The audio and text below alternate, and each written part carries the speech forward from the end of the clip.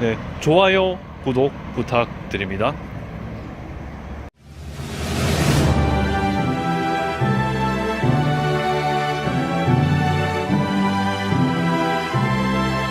네, 안녕하십니까. 주민스 시청자 여러분. 자, 오늘은 저번에 독일과 프랑스에 이어서 이번에는 영국의 역사를 한번 보도록 하겠습니다. 자, 영국은 좀 특이한 특징이 있죠. 일단 섬나라라는 면이 있습니다. 그렇기 때문에 다른 지역에 비해서 조금은 교류가 늦긴 해요. 하지만은 이게 나중에 되면은 오히려 긍정적인 작용이 된다는 점을 좀 기억하실 필요가 있는데, 아무튼 이런 섬나라에 대한 내용이 그 영국의 역사의 대부분을 차지한다라고 볼 수 있겠는데요. 자, 아무튼 내용을 전개하도록 하겠습니다. 자, 영국도 역시 뭐 구석기, 신석기, 청동기 이런 건 좀 생략을 하고요. 바로 로마 시대로 넘어가야 될 것 같아요. 자, 영국에는 기존에 무슨 앵글로 색슨족 같은 사람들이 있었어요. 토착 민족이 있었는데요. 또 기원 후 얼마 안 돼서 그때쯤 되면 카이사르 있죠. 그 당시에 로마 제국이 어디까지 확정이 되냐면은 영국 중남부까지 확정이 됩니다. 그래서 로마 제국을 좀 말씀드려야 될 것 같아요. 네, 지금으로 치면은 스코틀랜드 지방 있죠. 여기 빼고 나머지 지방 있죠. 거기가 로마 제국의 영토로 들어가고요. 소로마 제국이 멸망한다라는 거는 아마 이전에 두 영상 보셨으면 다 아실 겁니다. 그래서 소로마 제국이 멸망한 다음에는 여기는 프랑크 왕국의 지배는 받지 않습니다. 거의 받지 않는데 대신에 토착 민족들 있죠. 앵글로 색슨 계열이라든지 서섹스라든지 여러 가지 왕조가 많은데요. 그런 산말적인 왕조의 지배를 받습니다. 토착 민족에 의한 지배를 받게 되는데요. 저는 여기서 뭐 다른 왕조 종류 많지만 전 딱 간단하게 한마디만 적도록 하겠습니다. 앵글로 섹슨 왕국 이렇게 정의할 수 있겠습니다. 거의 1000년대 중반까지 가고요. 요거는 거의 삼국시대 뭐 중반까지 간다고 치면은 요거는 삼국시대 후반부터 약 한 고려 중반까지 간다라고 생각하시면 될 것 같아요. 자, 그렇게 됐는데 또 하나의 영국에서 그 역사를 뒤바꾼 사건이 하나 발생합니다. 토착민족이라고 했죠. 근데 영국 역사상 한 번도 거의 정복을 당하거나 아니면은 뭐 다른 이민족에 대한 침입 때문에 민족이 뒤바뀐 적이 거의 없는데, 진짜 역사상 최초로 영국의 민족이 거의 뒤바뀌는 현상이 벌어집니다. 그것이 어떤 거냐면 일단 왕조부터 적어보도록 할게요. 노르만 왕조라고 말씀을 드릴 수 있는데요. 그때 중세 중기쯤 되면요. 제가 말씀드렸죠. 유럽 전역에 북, 서, 동쪽으로 이민족이 침입한다고 했습니다. 북쪽은 노르만족들이고요. 바이킹족이라고도 부르죠. 그리고 서쪽은 이슬람, 동쪽은 마자르족, 헝가리의 토대가 되죠. 근데 이제 북쪽에 있는 영국 같은 경우는 그 스칸디나비아 반도라든지 아이슬란드에 있던 노르만족들에게 아주 직접적인 영향을 받습니다. 물론 프랑스에서 상륙했던 윌리엄 공에게 영향을 받아서 좀 영국이 기존 영국이 붕괴가 되긴 하는데요. 아무튼 노르만 계열입니다. 네, 그래서 기존에 있던 여러 가지 분열되어 있던 소국들 있죠. 이게 사실 연합체거든요. 이것이 윌리엄에 의해서 노르만족이거든요. 1066년 그때에 한 민족 노르만족으로 통일왕국 개념이 형성이 되죠. 이렇게 해서 하나의 중앙 집권적인 성격이 조금씩은 지니고 있게 되는 그런 현상이 벌어집니다. 그래서 이게 노르만 왕조라고 부를 수 있고요. 요때에 또 언급했던 인물이 윌리엄 공이 되겠습니다. 이렇게 해서 영국에 아주 큰 한 획을 긋는 역사적 사건이 벌어지더라. 이렇게 보시면 되겠습니다. 자, 그 이후로 한 몇백 년 지나서요. 중세 한 중반을 달리게 되는데요. 요때에 또 새로운 왕조가 등장하게 됩니다. 이름하여 플란타지네트 왕조인데요. 요거는 발음을 다르게 하기도 합니다. 그 플란타지넷이라고도 하고 플랜타지넷, 뭐 플란테지넷 되게 많은데요. 전 요렇게 할게요. 자, 요거는 뭐 왕조 자체는 좀 생소할 수 있는데요. 요때에 있었던 사건을 중심으로 좀 보면은 좀 익숙할 수 있습니다. 자, 일단 왕부터 몇 개 언급을 해볼게요. 자, 먼저 말씀드릴 왕은요, 존 왕입니다. 존 왕은 기존에 있던 영국 귀족이 있을 거 아닙니까? 왕권을 귀족과 좀 대립을 불안시켰는데, 그때에 그 존왕이 자신의 중앙집권을 강화시키려고 하니까 귀족들이 그걸 견제하죠. 그러면서 귀족들에 의해서 정치가 될 수 있도록 존왕을 견제하는 문서가 하나 만들어지거든요. 네, 그것이 뭐냐면은 아마 한번 들어봤을 겁니다. 네, 대헌장입니다. 귀족에 의한 정치가 이루어져야 된다 해서 존왕에게 제출을 하게 되는데요.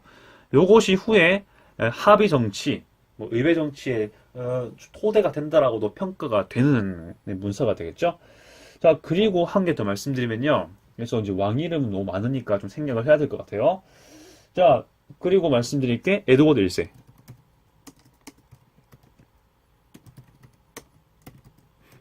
자, 에드워드 1세는요.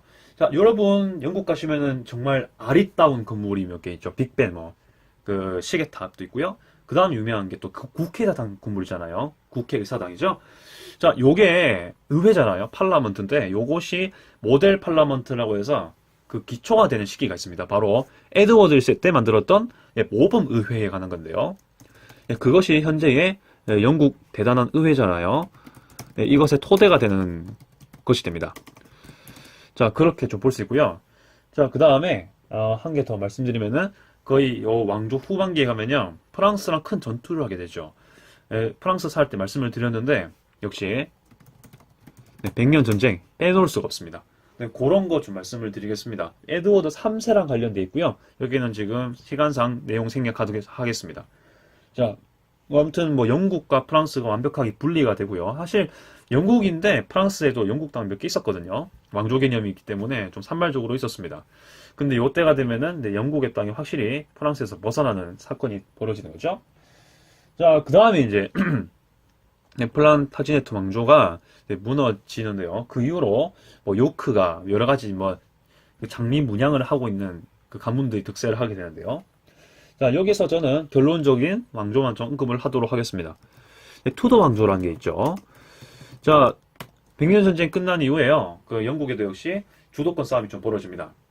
그래서 뭐 요크가에 뭐 여러 가지 가문들의 싸움이 있는데, 자, 결론적으로는 그 공동왕 추대라고 해서 이렇게 왕조 간의 통합을 결론을 짓는 현상이 벌어지는 게 바로 투더 왕조의 형성인데요. 요때 유명한 전쟁이 장미 전쟁이 되겠습니다. 네, 시기로는 백년 전쟁 이후고요. 14세기 뭐 이때 이후로 가는 뭐 그런 전쟁이 되겠습니다. 자, 이렇게 볼 수 있고요. 요때 뭐 유명한 왕이 있다면은 헨리 7세.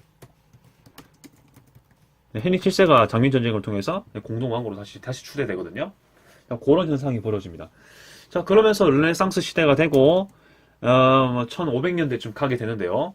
요때 되면은 또 유명한 왕조가 등장하는데 그 전에 또 말씀드릴 부분이 있습니다. 투더 왕조에서 또 되게 유명한 황제가 있거든요. 황제라고 해야 되나요? 아무튼 네, 보겠습니다. 엘리자베스 1세.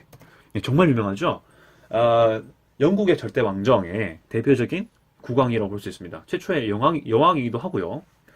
자, 요때가 되면은 펠리페 2세의 무적 함대를 보사버리는, 박살내버리는 그런 사건이 벌어지죠. 아주 영국 국교도, 현재 기독교의 영국 버전이죠. 그런 것도 형성시키고 여러 가지 영국만의 이익을 챙길 수 있는 스페인으로부터의 우월감도 강화시키고 카톨릭도 여기서 물러나게 하죠. 교황권보다는 역시 국왕의 권한을 강화시키는 그런 것도 발전시킵니다. 엘리자베스도 꼭 좀 기억해 주시기 바랍니다. 짐은 국가와 결혼했다. 뭐 이런 말도 유명하게 했죠. 그 왕입니다. 그 다음에 이제 다음 왕조를 볼게요. 네, 그 다음에 스튜어트 왕조입니다. 뭐 중간중간에 뭐 산발적인 왕조가 있는데 그냥 큰 맥만 잡아볼게요. 자, 요때가 되면은 영국에서 젠틀이라는 시민이 있는데요. 이 시민들의 권리가 계속 경제 발전이 되고 있잖아, 지금. 뭐 신앙로 개척도 하고 상업혁명도 일어나고요. 그렇다 보니까 시민들 권리가 많이 발생합니다. 그러면서 이 절대왕정과 충돌하는 상황이 벌어지는데요. 그 중에 좀 대표적으로 언급해야 될 왕이 이 사람이죠. 찰스 1세입니다. 다른 뭐 제임스 왕도 있고 여러 가지 있는데 찰스 1세만 좀 언급해 볼게요. 찰스 1세는요. 의회와 계속 다툼을 해요. 시민들의 대표적인 집단이죠. 찰스 1세가 결국에는 시민들에 의해서 단두대에서 처형당하는 사건이 벌어집니다. 그런 거 말씀을 드리는 거예요. 자, 그렇게 좀 말씀을 드릴 수 있고, 그 다음에 요때 또 언급해야 될 또 사람이 있어요. 왕조라기보다는 이제 잠시 공화국이 만들어지거든요. 크로멜. 네, 크로멜이 찰스이세를 이렇게 하잖아요. 자, 그래서 다시 호국경이라 불러서 잠시 민주 정치를 빙자한 독재 정치를 하게 되죠. 그런 거 말씀을 드릴 수 있고요. 자, 그리고 요때에 말기 때죠. 요것도 언급해 볼 것 같습니다. 명예혁명. 피로서 한 게 아니라 피 없이 무난하게 원권 왕조가 교체되면서 이제는 의회 중심으로 정치를 할 수 있게 되는 그런 상황이 발생하죠. 1688년쯤 되겠습니다. 다른 데 비해서 그 의회나 나름 그 시민들에 의한 정치가 좀 빨리 오는 계기가 되죠. 네, 그런 말씀을 드리겠습니다. 그러면서 자, 잠시만요. 슈투트 이후에 이렇게 하노버 왕조로 갑니다. 네, 하노버 왕조는 아주 특이한 면이 있어요. 일단 독일의 왕조입니다. 독일의 피가 흐르고 있는 왕조입니다.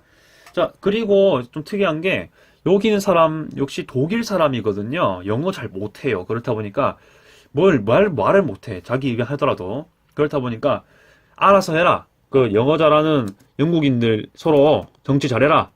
그렇게 해서 의회에게 거의 전권을 넘겨주는 사건이 발생하죠. 조지 1세 때인데요. 그때가 되면서 의회 정치에 거의 기반을 확립했다는 거. 계기가 좀 특이하죠? 독일어 하기 때문에 그 하노버 왕조를 초빙했거든요, 영국으로. 그래서 그 의회에게 거의 맡겨버리는 내각 책임제의 토대가 됐죠. 요때에 기반을 해서 요때는 좀 더 의회 정치가 공고히 된다는 거 좀 말씀을 드리겠습니다. 하노버 왕조 후기에는요, 거의 1800년대로 넘어가거든요. 거의 영국의 전성기지 않습니까? 이런 의회 정치와 산업혁명을 기반으로 해서 드디어 빅토리아 여왕이 등장합니다. 아주 하는 게 많죠? 산업혁명도 주도가 되고요. 최초의 산업혁명이잖아요. 그리고 식민지가 전 세계 4분의 1 영토가 되고, 그리고 무구제국, 인도도 겸해서 국왕이 황제가 되죠. 뭐 그런 사건들 벌어지는 겁니다. 거의 영국의 전성기 있죠? 하노버 왕조 말기 때 벌어진다고 생각하시면 되겠습니다. 자, 그리고 난 다음에 1900년대가 넘어가서 빅토리아 여왕도 역시 사망하고요.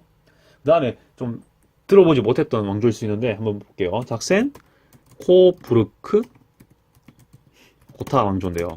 요거는 크게 특징이 많이 없습니다만은 시기적인 특징이 있습니다. 뭐냐면은 1차 대전을 겪었던 왕조가 작센 코부르크 고타 왕조가 되겠습니다. 네, 그런 것 좀 말씀을 드리고요.